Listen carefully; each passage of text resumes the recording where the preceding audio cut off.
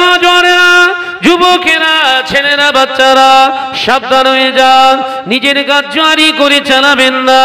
সব জায়গায় গাজুয়ারি খাটে না, সব জায়গায় লোক লস্কর খাটে না, সব জায়গায় পার্টির নেতা খাটে না, সব জায়গায় মনোলিত্ব খাটে না, সব জায়গায় আপনি যেমন ইচ্ছা খুশি যেমন যা ইচ্ছা যায় তাই করবেন, হতে পারে না। শরিয়াত বলে একটা জায়গা আছে, শরিয়াত বলে একটি রুলস আছে, রেজুলেশন আছে। সেই জায়গা থেকে যদি নিজের জীবনটাকে না তৈরি করতে পারে, ওই রকম মসজিদ তৈরি করার পরেও কিন্তু জাহান্নামায় যেতে হবে। এরকম হচ্ছে কেন? কেটে কেটে যাচ্ছে, ভোল্টেজ কমে যাচ্ছে, দেখ। ও বেজানেরা, নজনেরা, মুরব্বিয়ানগণেরা, পর্দানশীনা মা ও বোনেরা, তাহলে মসজিদের আমানত নাম্বার 1, বিতর্কিত জায়গা, মেরে নেওয়া, কেড়ে নেওয়া জায়গায় মসজিদ তৈরি করা মানে মসজিদের আমানতের খেয়ানত। নাম্বার 2, ও নজরেরা, যুবকেরা, ছেলেরা, বাচ্চারা, পর্দানশীনা মা ও বোনেরা, দ্বিতীয় নাম্বার হলো আল্লাহ নবীর পাক জামানের থেকে পাওয়া যায়। নবী আমার জানিয়ে দিলে মসজিদ নির্মাণ করবে, দ্বিতীয় নম্বর আমানত হলো মসজিদের যে মাল মেটেরিয়ালস, টাকা পয়সা যা কিছু তোমরা লাগাবে, ওর ভিতরে যেন সামান্যতম হারাম না ঢুকে যায়। হারাম টাকা, হারাম অর্থ, হারাম মাল দিয়ে যদি মসজিদ করা হয়, ওই মসজিদের ইবাদত আল্লাহ দরবারে আর কবুল হবে না। কি করে হচ্ছে সব মসজিদ বুঝতে পারতেছেন এবার? ও সোনামানিকেরা, মুরব্বিয়ানগণেরা, মনে কষ্ট নেবেন না। আজ থেকে 50 বছর আগে এলাকার মসজিদগুলো হয়তো ছিল টালির ছাওয়া, হয়তো টিনের কর্কেট, টিনের ছাওয়া, হোগল পাতা দিয়ে ঘেরা, হয়তো হাই স্পিড ফ্যান ছিল না, এসি ছিল না, সিসি ছিল না, হয়তো মার্বেল ছিল না, টাইলস ছিল না।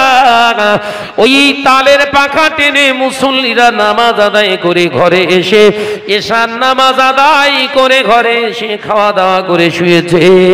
ওই মুসল্লিগুলো কাঁচা মসজিদে নামাজ পড়ার পরে অনেক মুসল্লি রাতে ঘুমের ভিতরে নবী দিদার নসিব হয়ে গেছে।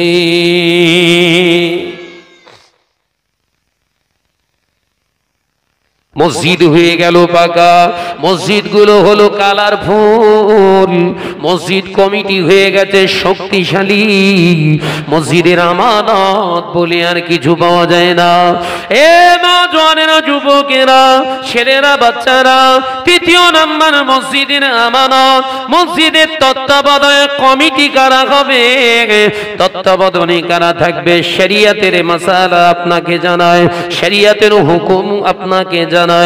এ নওজওয়ানেরা, ভাববে না তোমাদের বিরুদ্ধে ওয়াজ করছি বাবা, শরিয়াতের কথাটা বলতে গিয়ে যদি তোমার গায়ে পড়ে যায়, ওটা আমার উপরে রাগ না করে শরিয়াতের উপরে রাগ করো। কথা বলছেন না কেন? ওটা আমার লেখা কিতাব না, কথা বলছেন না কেন? আমার তৈরি করা কথা বলছি, শরিয়াতের কথা তো। মসজিদের পরিচালক হবে তারা, ইমাম যদি অনুপস্থিত থাকে, ছুটিতে চলে যায়, ইমাম যদি কোনো কাজে বেরিয়ে যায়, জোহরের নামাজটা পড়াতে পারবে না, আসরের নামাজটা পড়াতে পারবে না, মাগরিবটা পড়াতে পারবে না। 4 দিনের জন্য, 3 দিনের জন্য যদি ইমাম ছুটিতেও চলে যায়, ওই ইমামের জায়গায় দাঁড়িয়ে ইমামতি করার ক্ষমতা আছে যার, মসজিদের মুতাল্লিক হবে সে, মসজিদের সেক্রেটারি হবে সে, মসজিদের ক্যাশিয়ার হবে সে। এক কথায় ইমামতি করার যোগ্যতা আছে যাদের, মসজিদ পরিচালনা হবে তাদের। জোরে বলুন, জোরে বলে। এক ওয়াক্ত নামাজের ধার ধারে না, দাড়ি কেটে ওপেন গুচ্ছে মসজিদের দায়িত্ব দিয়েছো। গুনাহগার হলে, গুনাহগার যে প্রকাশ্য গুনাহ করে, একে শরিয়াতের ভাষায় ফাসিক বলা হয়। কি বলা হয়? প্রকাশ্য গুনাহগারী। দাড়ি কাটা রাসূলুল্লাহর পাক জবানের হাদিস, হযরতে আলী কাররামাল্লাহু ওয়াজহাহু হুজুর বর্ণনা করছে, কেউ যদি একটা মিথ্যা বলে, একটা মিথ্যার জন্য একটা কাবিরা গুনাহ, কটা জোরে বলেন কটা? একটা কাবিরা গুনাহ, তার বিনিময়ে 10,000 বছর তাকে জাহান্নামে রাখা হবে, শাস্তি দেয়া হবে। কিন্তু কেউ যদি দাড়ি কর্তন করে, মুন্ডন করে, দাড়ি মুন্ডন করে ঘরে, ওটা একটা গুনাহ নয়, 24 ঘন্টার গুনাহ। নাউজুবিল্লাহ বলেন। দাড়ি কাটা মানে একটা গুনাহ না, 24 ঘন্টা রানিং এ আছে।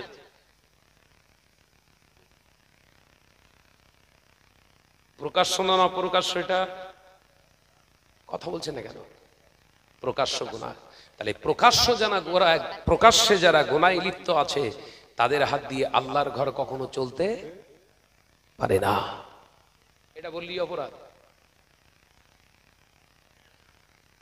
এটা বললি অপরাধ?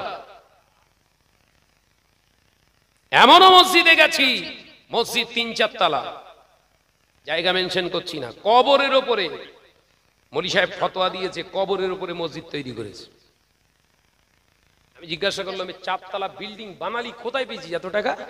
বলে হুজুর একটা কোম্পানি দিয়েছে, কোম্পানির টাকায় মসজিদ। কোন কোম্পানি? অন্য ধর্মের মানুষ। মসজিদে জায়েজ নামাজ পড়া?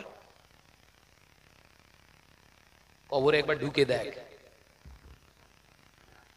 তুলো যেরকম ধনুরিতে ফেলে আসায়, কবরে একবার ঢোক। ধনুরি বলে তো, কথা বল না রে বাবা।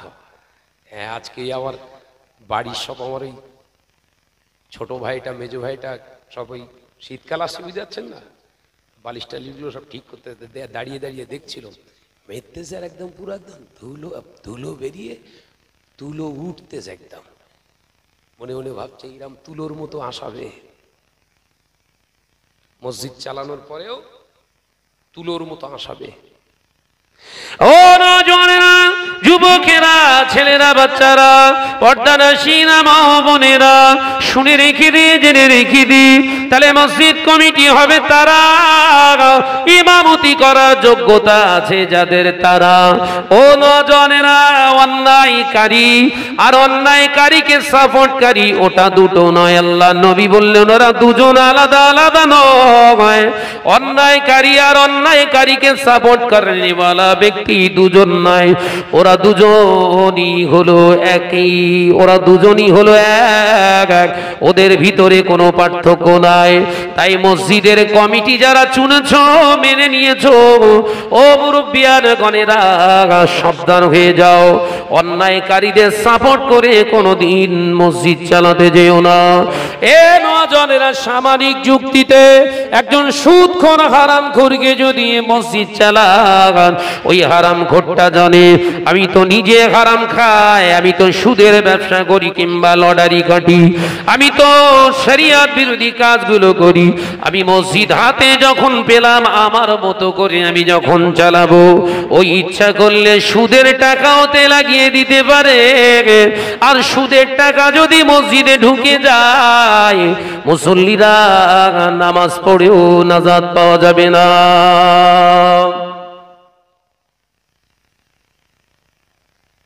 বিশ্বনবী বললেন মসজিদগুলো হবে চাকচিক্যময়। কিয়ামতের পূর্বের আলামত, 70টা আলামতের ভিতরে এটা একটা। মসজিদগুলো হবে বিরাট শান শওকাতের, আলিশান বড় বড় মসজিদ। মসজিদের আমানত থাকবে না। এই আমানত না থাকার কারণে মসজিদ ভর্তি মুসল্লি হয়ে যাবে, মসজিদ ভর্তি মুসল্লি পাওয়া যাবে, দাড়িওয়ালা, টুপিওয়ালা, নামাজি পাওয়া যাবে, হাজি পাওয়া যাবে, ওমরাকারী পাওয়া যাবে, মসজিদ ভর্তি মুসল্লি পাওয়া যাবে। মসজিদের ভিতরে মুসল্লির হুড়োহুড়ি চলবে, কিন্তু মুসল্লিদের অন্তরটা মসজিদের ভিতরে থাকবে না।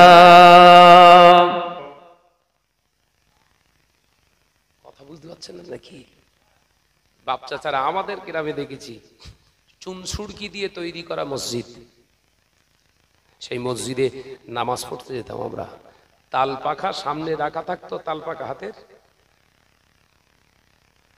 সামনের সব প্রত্যেকটা কাতারের মাথায় মাথায় পাখাগুলো থাকতো, 2-4টে করে।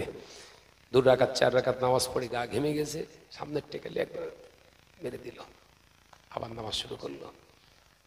বহু আল্লাহর ওলি হয়ে গেছে। একবার জোরে বলবেন না? একবার জোরে হবে না? আর হাই স্পিড ফ্যান চলছে দেশে। কে? শাহনাজ। শাহনাজকে এলাকার টপ র্যাঙ্কের লটারি খোর, 10টা ফ্যান কিনে দিয়েছে। হাওয়া হবে না মানে ঝড় তুলে দেবো একদম। কথা বলছেন না কেন? চাষা মসজিদে যে আবার বুক চিতিয়ে হাওয়া খাচ্ছে, কথা বলে না কেন?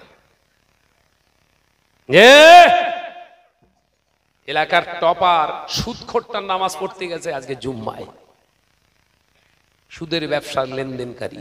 জুম্মা মসজিদে যে ধপকর কারেন্ট চলে গেছে। কথা বুঝতে যাচ্ছেন? ও তো কোনো নিঃশ্বাসের বিশ্বাস নেই, ওরও কোনো বিশ্বাস নেই। কথা বলছেন কেন? টপাস করে চলে গেছে, যে যেতেই একদম গ্যাল গ্যাল গ্যাল গ্যাল করে ঘাম বেরোচ্ছে, চাপা চাপা, লোকের গরম তো সাংঘাতিক গরম, গ্যাল গ্যাল করে ঘাম বেরোচ্ছে। সুদখোর সঙ্গে সঙ্গে বসে, ও আর সুদখোর নি, মুফতি হয়ে গেছে।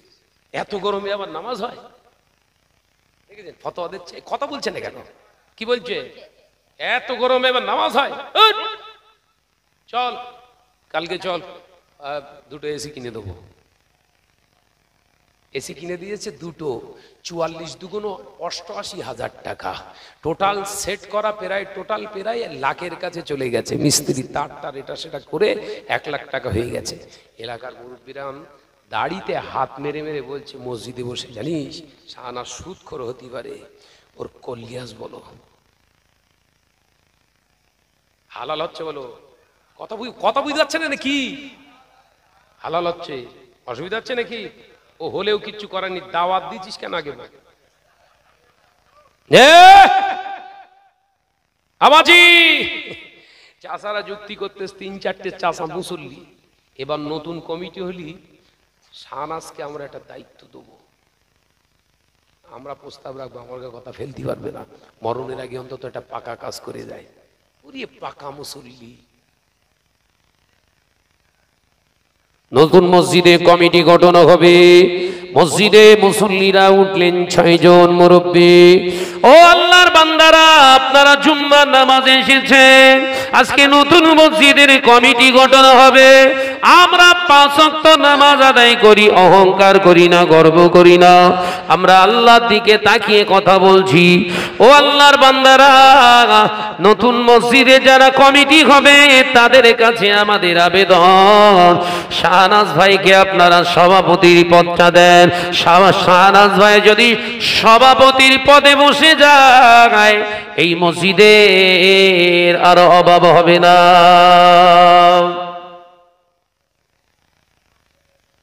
মসজিদের অভাব হবে না। টাকা চাইলি বাচ্চা দেবে, কথা বলে কেন?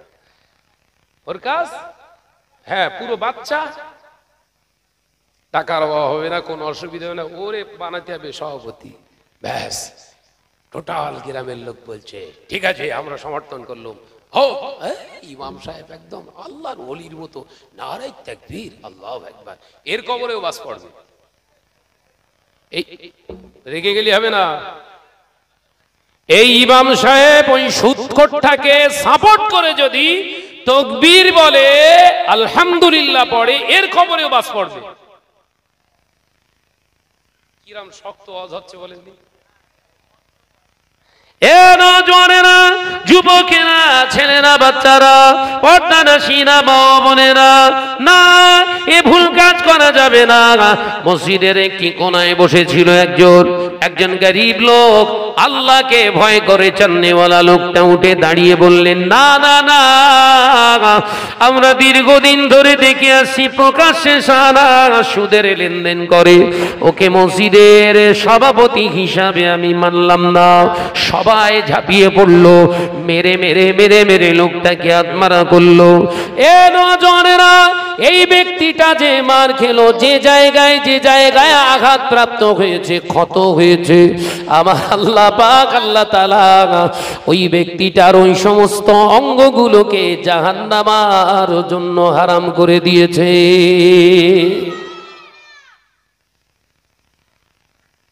শুধু এই কথা বলে দিয়েছে। বলে কি বলেছে? হ্যাঁ, মানা যাবে না। আর আমরা কি করছি গো? কপালে ভোমর মতো দাগ, ও নজরেরা, যুবকেরা, ছেলেরা, বাচ্চারা, পর্দানাশীরা, মা বোনেরা, আল্লাহ নবী দো জাহানের বাদশাহ হাবিবুল্লাহকে, নবী জনাবে মুহাম্মদ রাসূলুল্লাহকে সকলে পড়ি সাল্লাল্লাহু আলাইহি ওয়াসাল্লামে জলিল কদর সাহাবী হযরতে ফারুক আযম রাদিয়াল্লাহু তাআলা আনহুকে আল্লাহ নবী দেখে বললেন, ও আমার সাহাবীরা, ও আমার সাহাবারা, আমি নবী জানিয়ে দিলাম, শুনে নাও, জেনে নাও, আমার ফারুক আযম ওমর ইবনুল খাত্তাব হলো জান্নাতি। রাআইতু ওমর ইয়াসিরু ফিল জান্নাতি, রাআইতু ওমর ইয়াসিরু ফিল জান্নাতি। ও আমার সাহাবী ওমর, আমি নবী বলছি, আমি নিজে কানে শুনেছি, আমি নিজে চোখে দেখেছি, আমি নবী বলছি তুমি জান্নাতি, জান্নাতি, জান্নাতের ভিতরে তুমি ঘুরছো।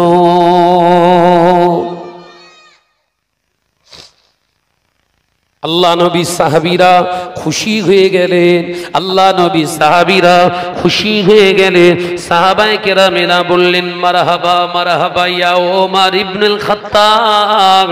আল্লাহ নবী সাহাবী ফারুক আযম উঠে বললেন, ইয়া রাসূলুল্লাহ, হাবিবাল্লাহ, আমি যখন জান্নাতি হয়ে গিয়েছি, হুজুর আপনি জবান দিয়ে বলেছেন, মানে লা শাক্কা ফি, আমার কোনো আর সন্দেহ রইল না আমি জান্নাতি। তবে আজকে থেকে আমি নামাজ পড়লাম না। কি বলছে? আপনি যখন বলেছেন 100% গ্যারান্টি আমি জান্নাতি, একবার জোরে বলুন না। তবে হুজুর জান্নাতের যখন সার্টিফিকেট পেয়ে গেছে, আজকে থেকে আর নামাজ আর পড়বো না। বিশ্বনবী মুচকে হেসে বললেন, নাই বা পড়লে তবুও জান্নাতি। একবার জোরে বলে, জোরে বলছেন না? ওমর, নাই বা পড়লে তবুও জান্নাতি।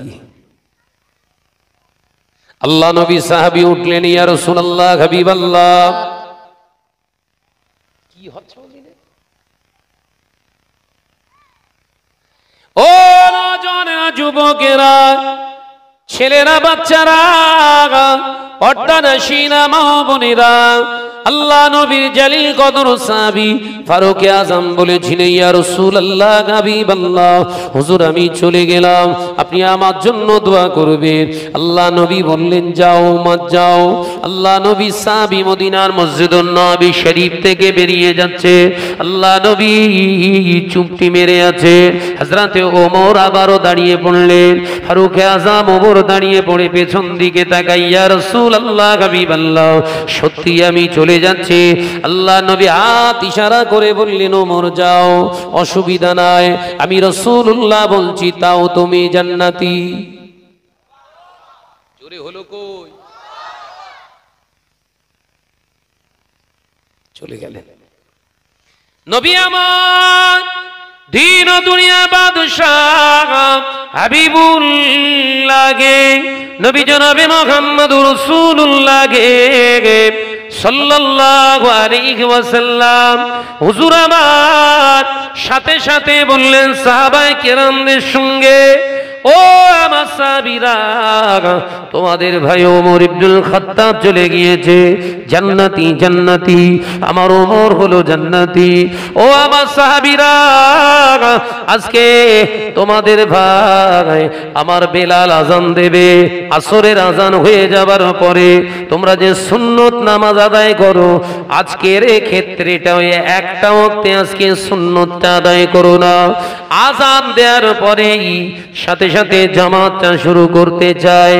আমি রাসূলুল্লাহ জানিয়ে দিলাম, তোমরা যেখানে থাকো না কেন সজাগ থাকো, আজান হয়ে গেলে মসজিদুন নববী শরীফে এসে যাবে। জি হুজুর। আল্লাহ নবী যখন বললেন, সাহাবায়ে কেরামদের কাছে শিরোধার্য কথা, আল্লাহ নবীর পাক জবানের বাণী তাদের কাছে ছিলেন শিরোধার্য। এ নওজোয়ানেরা, মদিনার মসজিদুন নববী শরীফ থেকে হাবশী বেলাল রাদিয়াল্লাহু তাআলা আনহু হুজুর আযান হেঁকে দিয়েছে, হাইয়া আলাস সালাহ। সাহাবায়ে কেরামেরা সংঘবদ্ধভাবে কাতারে কাতারে মসজিদুন নববী শরীফে দাঁড়িয়ে গেলেন। আল্লাহ নবী ইমামতির জায়গায় দাঁড়ালেন। নবী আমার পিছন দিকে ঘুরে বললেন, বাবা সাহাবীরা, মদিনার মসজিদুন নববী শরীফের দরওয়াজা জানালাগুলো ভিতর দিয়ে লক করে দাও। জোরে বলবেন না? জোরে বলতেছেন না? নবীর জন্য খাস জামাত চলাকালীন মসজিদের দরওয়াজা জানালা টোটাল আটকে দিয়ে নামাজ পড়া আমাদের জন্য হচ্ছে মাকরুহ। ওটা নবীর জন্য, জোরে বল না রে বাবা, খাস। এই সামনে ঠান্ডা আছে, বহু মসজিদ এরকম এঁটে সেটে দিয়ে নামাজ চালাচ্ছে। খবরদার করবেন না। ও নজনের যুবকেরা, ছেলেরা, বাচ্চারা, পর্দানশীনা মা বোনেরা, আল্লাহ নবী দো জাহানের বাদশাহ হাবিবুল্লাহ নবী জনাবে মুহাম্মদুর রাসূলুল্লাহ সাল্লাল্লাহু আলাইহি ওয়াসাল্লাম নবী আমার অর্ডার করলেন, হুকুম করলেন, সমস্ত সাহাবায়ে কেরামেরা ভিতর থেকে লক করে দিলেন। মদিনার মসজিদুন নববী শরীফের ভিতর থেকে দরওয়াজা জানালাগুলো আটকে দিলেন। এ নজনেরা, আল্লাহ নবী জামাত শুরু করে দিয়েছে। আল্লাহ নবী জামাতে নামাজ আদায় করে নবীর ইমামতিতে সাহাবায়ে কেরামেরা নামাজ আদায় করছে। হঠাৎ করে দেখতে পাওয়া যায় দাম করে শব্দ হয়েছে। মদিনার মসজিদুন নববী শরীফের গেটের ওই খিলটা ভেঙে গিয়ে জমিনের উপরে দাম করে শব্দ হয়ে পড়ে গেল। আল্লাহ নবী নামাজ আদায় করছেন, সাহাবায়ে কেরামেরা নামাজ আদায় করছেন, কোনো কেউ বুঝতে পারেন না। একবার জোরে বলেন না। আর আমাদের চাচারা নামাজ পড়তে আল্লাহু আকবার, কথা বলেন এখানে অনেক নামাজি দেখেন আল্লাহু আকবার, সামনে ঘড়ি রাখা দেখতে কটা বাজে। ইয়াচ্ছে ওয়াচিং নামাজি। কি নামাজি? কথা বলে না।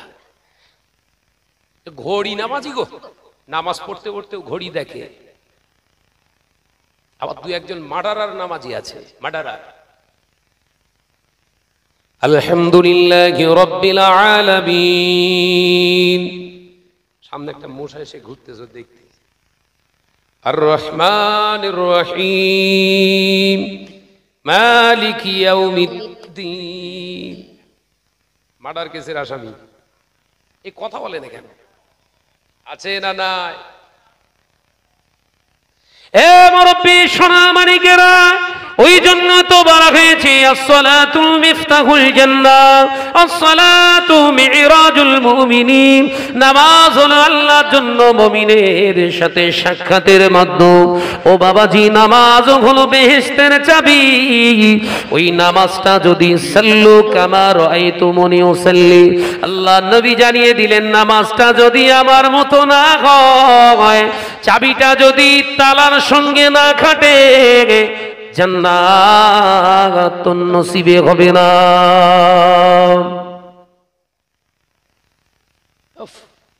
দাম করে লাথি মেরেছে, দরজাটা ভেঙে পড়ে গেছে।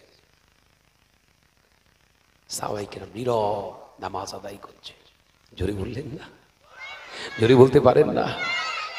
কি নামাজ, কি নামাজ! দু একজন এখন আবার নতুন নামাজ বেরিয়েছে, রিং হলি পকেটে, মোবাইলে রিং হলি আবার নাম্বার দেখে, বড় মেয়ের ফোন বোধহয় মসজিদের ভিতরে গো, ভুল বলতেছি বোধহয়। হ্যাঁ, নামাজ পড়তেছে, মোবাইল বেজে উঠেছে। নামাজ শেষে ইমাম সাহেব ঘুরিয়ে বলতেছে আপনারা অসভ্য আছেন। নামাজ চলাকালীন আবার মোবাইল বাজছে কেন? রিংটনটা আপনারা সাইলেন্ট করে দিতে পারেন না? ইমাম সাহেব শুধু বলার অপেক্ষা, আরো বাকি সব মুসল্লি পুরো কিল ঘুষি তুলে যায়, এক ঘুষিতে একদম থবনি ফাটিয়ে ফেলবো একদম। মসজিদে মোবাইল বাজা, ও বেচারা ঠিক আছে ঠিক আছে, ভুল হয়ে গেছে ভাই, ভুল হয়ে গেছে, আর জীবনে হবে না। তবে ভাই একটা কথা জিজ্ঞাসা করবো। ইমাম সাহেব হুজুর, বলেন বলেন খুব মুডের সঙ্গে, হুজুর আসসালাতু মিরাজুল মুমিনিন, নামাজ হচ্ছে মুমিনদের জন্য আল্লাহর সঙ্গে সাক্ষাতের মাধ্যম। নামাজের ভিতরে তো কোনো আওয়াজ কানে আসার কথা না, আল্লাহর সঙ্গে আপনার কথা হচ্ছে। আমার রিংটন বাজছিল, আপনি শুনলেন কি করে? ইমাম সাহেব বলছে দেরি হয়ে যাচ্ছে বুঝলে, চলে যায়, হ্যাঁ এ মার খাবে। কথা বুঝাচ্ছেন না? এ চোর। ও নজরে যুবকেরা, আল্লাহ নবী মদিনার মসজিদুন নবী শরীফে দয়ার নবী রাহমাতাল লিল আলামিন হুজুর আমার সালাম ফেরালেন, পিছন দিকে তাকালেন, আল্লাহ নবী ডান দিক দিয়ে ঘুরে বসলেন, সাহাবায়ে কেরাম দেখে লক্ষ্য করলেন মদিনার মসজিদুন নবী শরীফের শেষ কাতারে হযরতে ওমর দাঁড়িয়ে দাঁড়িয়ে নামাজ আদায় করে। একবার জোরে হবে না? এ নজনেরা, মুরব্বিয়ান গনেরা, সোনা মানিকেরা, আল্লাহ নবী দার নবী রাহমাতাল লিল আলামিন হুজুর আমার সাহাবায়ে কেরামদের লক্ষ্য করে ইশারা করলেন, ওয়া মাসাবিরা কোনো শব্দ করো না, ইশারা করে জানিয়ে দিলে।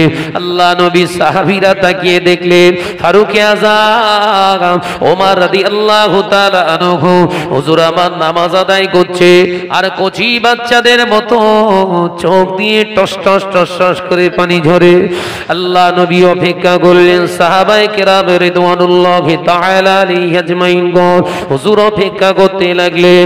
আল্লাহ নবী সাহাবী ফারুক আযম যখন সালাম ফেরেন, আল্লাহ নবী প্রশ্ন করলেন, বাবা ও মা, তুমি যে নামাজ আদায় করবে না বলেছিলে, তুমি তো নামাজ পড়বে না বলেছিলে, আজকে নামাজে দাঁড়িয়ে দাঁড়িয়ে সে কেন কাঁদো? ও নজনেরা, হযরতে ওমর রাদিয়াল্লাহু তাআলা আনহু ডুকরে কেঁদে ফেললেন, ইয়া রাসূলুল্লাহ হাবিবাল্লাহ, আমি আপনাকে বলেছিলাম নামাজ পড়বো না, আমি জান্নাতি নামাজ আদায় করব না। ইয়া রাসূলুল্লাহ হাবিবাল্লাহ, আমি মদিনার মসজিদুন নবী শরীফ থেকে বাড়িতে গেছি, মদিনার মসজিদুন নবী শরীফে আমাদের ভাই বেলাল আযান হেঁকে দিয়েছে, হাইয়া আলাস সালাহ,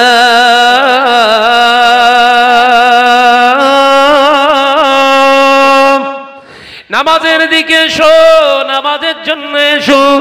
এই আওয়াজটা আমার কানে আসার সাথে সাথে আমি ওমর বিচলিত হয়ে গেলাম, আমার হৃদয়টা কম্পমান শুরু হয়ে গেল। ইয়া রাসূলুল্লাহ হাবিবাল্লাহ, আমি বলেছিলাম নামাজে আসবো না, আমি বলেছিলাম নামাজে আসবো না, কিন্তু আমার অন্তর শুনলো না, আমার ঈমান শুনলো না, আমাকে ভিতর দিয়ে ধাক্কা মারতে মারতে ধাক্কা মারতে মারতে মদিনার মসজিদুন নবী শরীফে হাজির করে দিয়েছে। একবার জোরে হবে না? একবার জোরে হয় না? ও নজনেরা, যুবকেরা, ছেলেরা, বাচ্চারা, পর্দানাসীনা মা ও বোনেরা, আল্লাহ নবী বললেন, ওমর তারপরে কেন তুমি এসে দরওয়াজাটা ভেঙে ফেললে বাবু?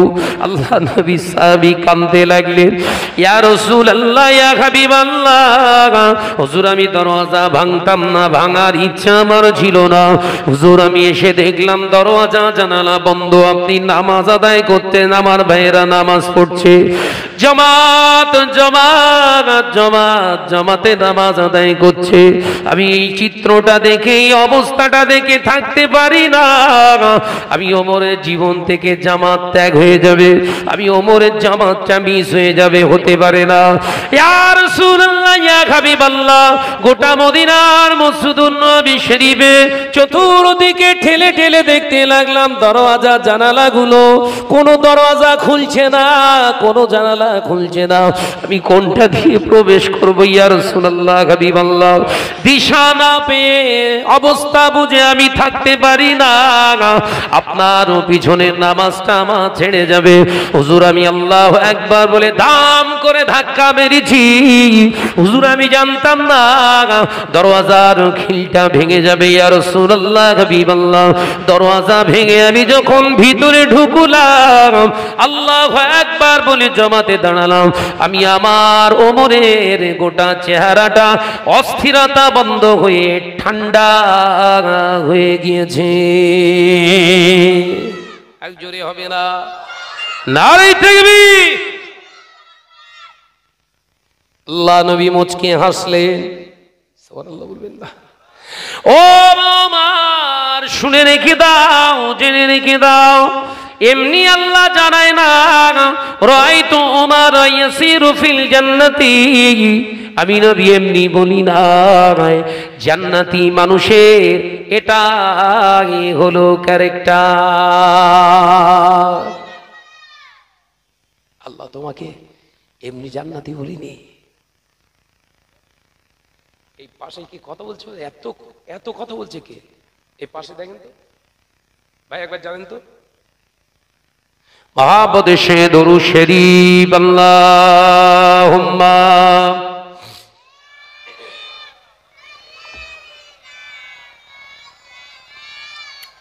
একটু আওয়াজ দিয়ে পড়ো। আলা আলি